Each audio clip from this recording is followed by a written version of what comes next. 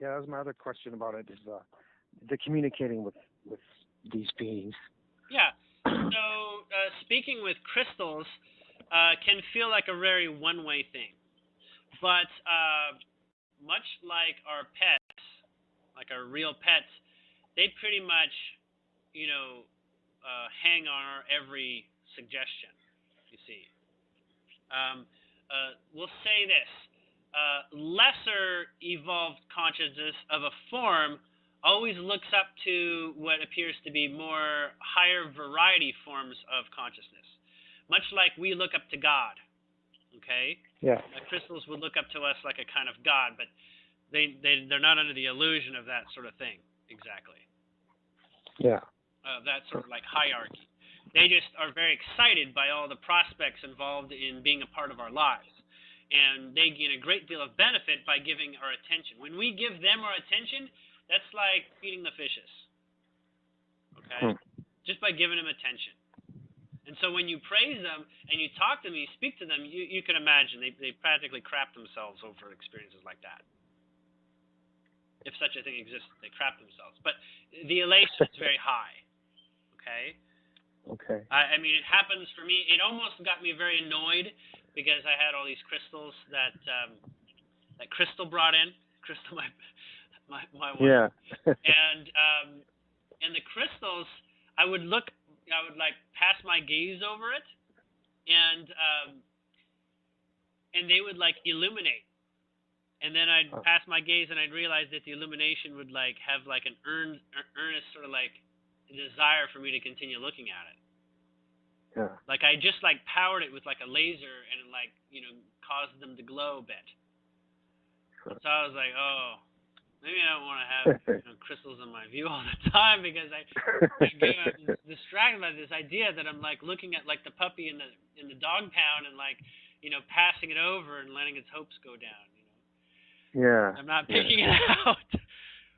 So, but aside from that, I've adjusted the context in which my energy sight has come up, so it doesn't I don't see that anymore. I basically said not to see that. Okay. So when I look around and I have the energy sight, I don't see a lot that I used to. When I first started, I was basically in a daze, so much so that it was difficult to function. Yeah. Anyhow, where were we? The treatment of the crystals. The other thing regarding crystals is you have probably some crystals that don't have a terminating end. You're familiar with that term? Where it comes to like a peak or a point by natural crystal formation? I never looked into it or heard anything about that. So you got these crystals that kind of like form into like a rod, like a hexagonal rod type of thing? Yep, I have one. Yep. And then they close together, like they close and make a point? Yep. That's called the terminating end of a crystal.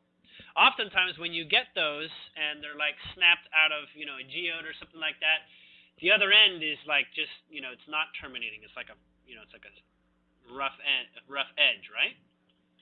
So crystals move in the direction of the terminating end. So you can observe that crystals can be used like wands and be pointed. Okay? Yeah.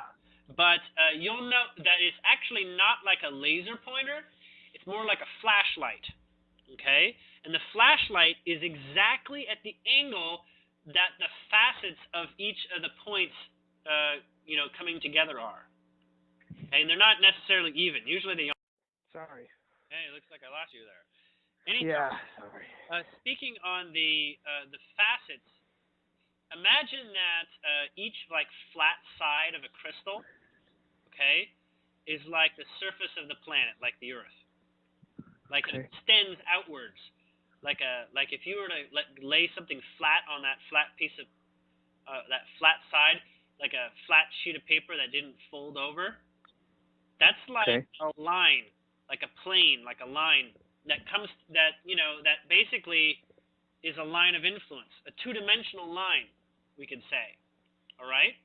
So there's a lot of these two-dimensional lines that come off crystals, like lots of them. It's very hard to explain, but imagine like a laser that goes out on that flat plane of surface. Okay? Each one has its own. Now, at the terminating end, what you have is you have a lot of those intersecting and creating sort of like an inverted shape of the tip, but imagine it just keeps expanding. But the sides create sort of like this flashlight. So the planes have a lot of intersections at the tip. Does that make sense? Yeah. Like all these flat origami pieces come together and they make a, this sort of interesting looking cone that comes off the tip. And so you got sort of like a flashlight effect there. So you have like a cone that generally comes off the terminating end. That's why they're used to direct and used as pointers and used to direct energy when working with them. Okay? So if you were to make like a crystal wand or something like that, you want to make sure that in the Harry Potter style, if you want to point your wand at something, you'll want the pointy end pointing out. Okay? Yeah, it makes sense. Yeah, okay. So when it has two ends that are pointy, that's a two-way effect. Okay? That's all about, those kinds of crystals are used specifically to join things together. They're very good at joining energy, such as the person holding it and the thing that they're pointing it at. Does it make sense? Okay. Rather than just having the general ability to project. But you also know some crystals are very, into projecting.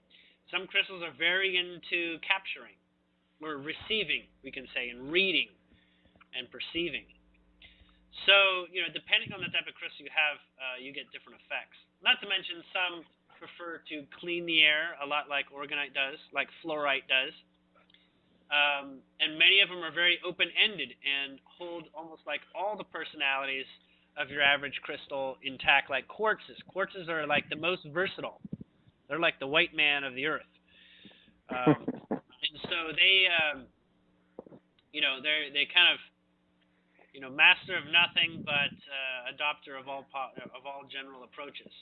They actually, that's not true. They do not contain the natural abilities of graphite and a couple other things like amber.